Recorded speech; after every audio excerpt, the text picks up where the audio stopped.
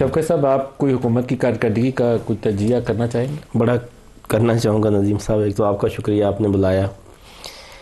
इस हुकूमत में क्या हुआ है जी, अनएम्प्लॉयमेंट दिन ब दिन बहुत ज़्यादा बढ़ गई है। जीडीपी हम 6.5 पे छोड़ के गए थे, ये 2 पे ले आए हैं। इंडस्ट्री हमारे सारे इंडस्ट्रियल शहरों में बंद हो चुकी है 70%।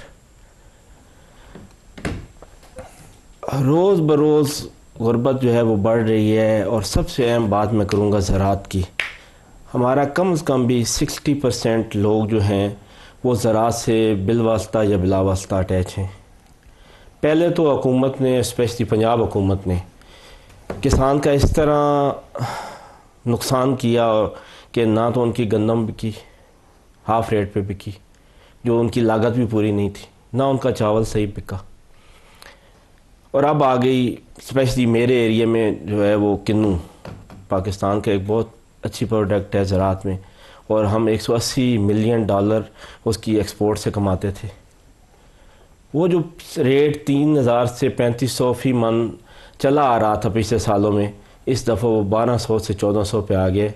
क्योंकि फैक्ट्री मालकान कहते हैं कि जी हमारी तो एक्सपोर्ट ही नहीं है, हमने कहीं भेजना नहीं है, किन्नू मुल्क में कितना खाया जाएगा, तो इसलिए वो 1200 से 1400 पे आ गए। मुझे एक सेक्टर बता दें पिछले 3 सालों में जिस सेक्टर में इस गवर्नमेंट ने कोई इम्प्रूवमेंट की है।